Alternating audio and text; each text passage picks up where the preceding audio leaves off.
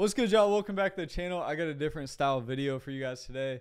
I might start doing this like once a week. I'm going to do basically a rant for you guys like once a week. Maybe it's a story time. I don't know what it is. But I want to switch up the content a little bit. I love the reactions. I'm on that. That's what this channel is for. But I also want to like give you guys some value. Maybe you can learn something from I just want to do a little bit more on this channel, you know? So I get this question a lot, especially on the road, and it's how do I become a content creator? So today's rant is going to be as much information and my experience in becoming a content creator.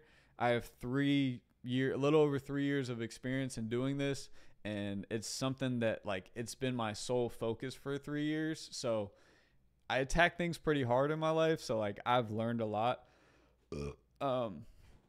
And I'm always trying to level up in it. So I feel like I can tell you guys some things that can be beneficial. And honestly, I didn't go to school for any of this. I didn't know how to edit.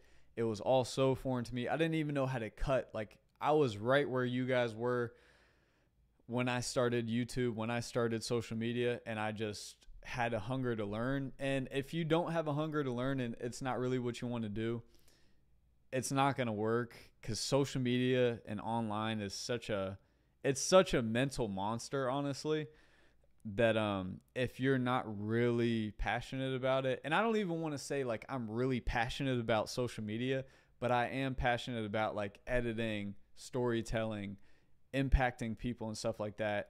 And social media is just how you put that content out, because honestly, I'm not a social media guy. Like I'm an introvert. If you meet me in real life, like don't get me wrong, I'll talk to you all day, but like I'm not a very like talkative. I'm the guy in the back chilling, like watching, just chilling. That's who I am. So you can be successful on social media even if you're somebody like me. Like you don't have to be some flamboyant, exaggerated version of yourself. I'm a chill guy. And this is my experience in growing in content. So I'm going to just give you guys my, like, obviously I'm a YouTube hooper, but you can apply some of these things to like other niches if you're not interested in hoops.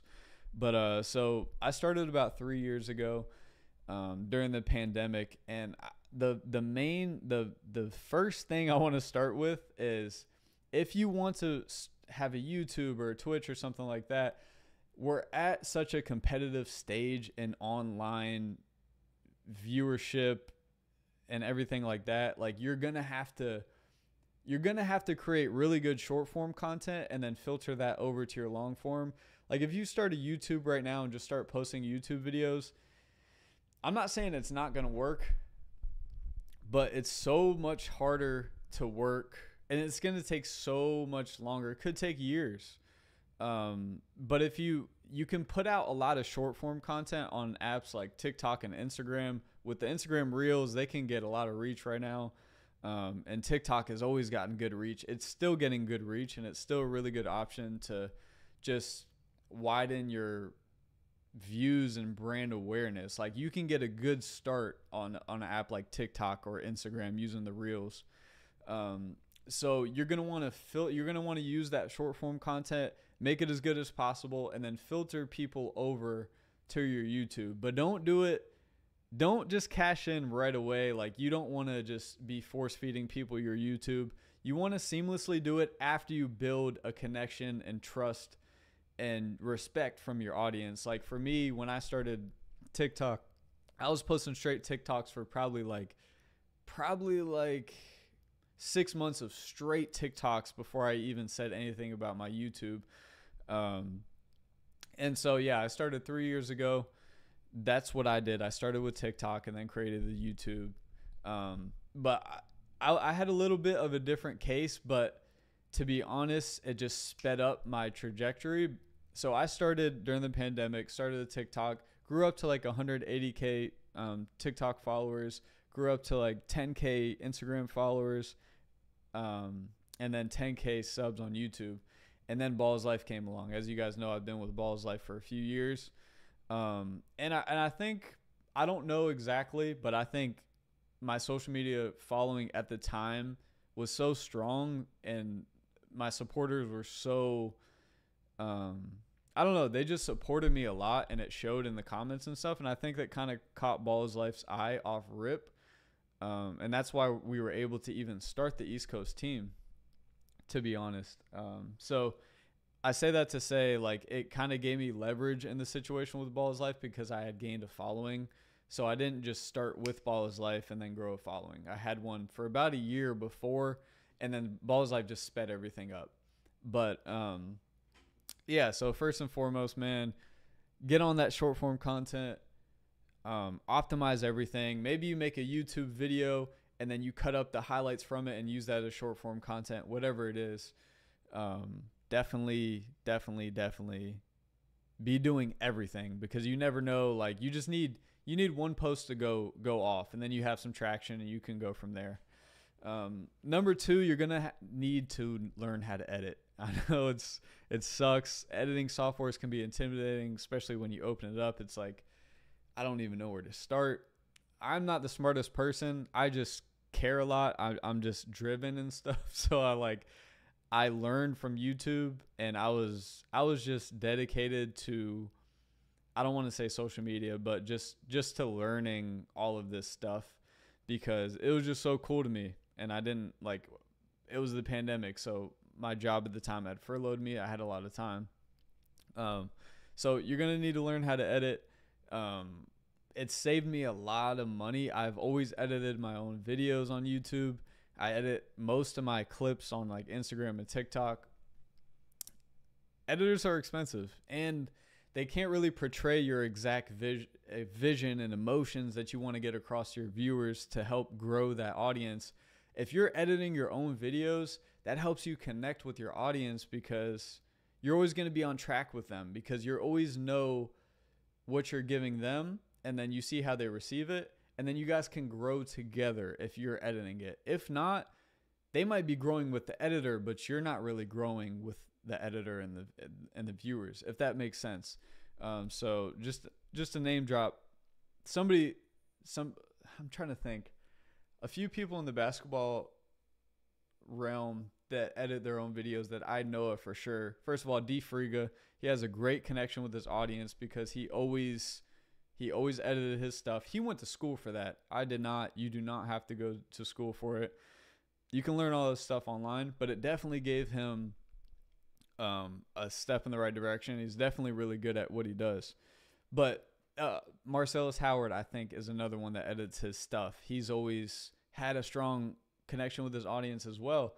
The most successful people in the YouTube basketball space are really, great players, but not the best players out there. Like, we all know, if you're watching this as a hooper, you know, like, there's so much talent out there, bro. There's so many. I didn't start YouTube till after I was done with college basketball. Like, I had played out my basketball career, and then I started YouTube.